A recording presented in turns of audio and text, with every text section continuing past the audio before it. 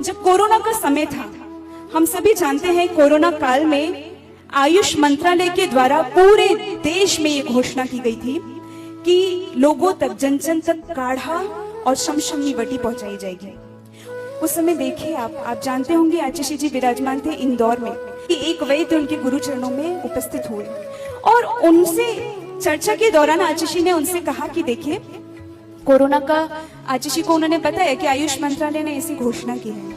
आचिशी जी उनसे कहते हैं बहुत अच्छी बात है। आचिशी ने उनसे कहा कि नर्मदा के तट पर है वो, वहां ऐसी औषधियां स्वभाव से ही उत्पन्न होती है जो हानिकारक नहीं होती, क्योंकि उसमें कोई रसायन नहीं होता। उसकी विशेष गुणकारी औषधियों गुण होते हैं और वो बहुत ज्यादा लाभ पहुंचाएगी।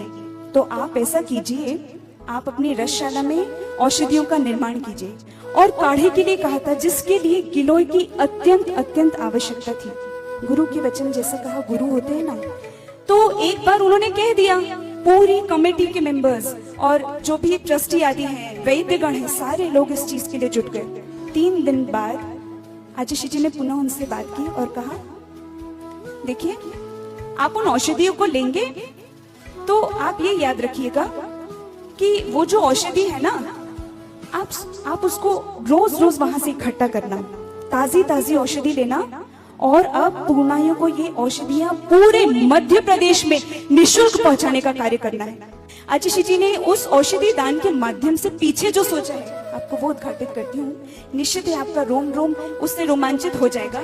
आचिशी जी ने उनसे उसके बाद कहा कि उस तट के किनारे बहुत सारे कोरोना की वजह से ऐसे लोग रहते हैं जो अभी किसी कार्य को वो कर नहीं पा रहे हैं, घरों में वो बंद रहते हैं और उनके पास कोई कार्य नहीं है। तो आप उनसे कहिएगा, उनमें से कई ऐसे लोग हैं जो नदी के किनारे जाके मछलियों को पकड़ते हैं और उनको बेच करके अपनी आजीविका चला रहे हैं। उनको बुलाइए, उनसे कहिए कि आप हमें रोज जंगल से गिलोय इकट्ठा करके दीजिए, हमें उन सारी औषधियों को दीजिए जो आप वहां जानते हैं, और आप विश्वास नहीं करेंगे, हजारों किलो में वहां से गिलोय उत्पन्न हुआ और वो सारा गिलोय उन काढ़ों में आकर के उन सारे मध्य प्रदेश में जहां जहां पूर्णायु पहुंच सकता था पहुंचाया गया।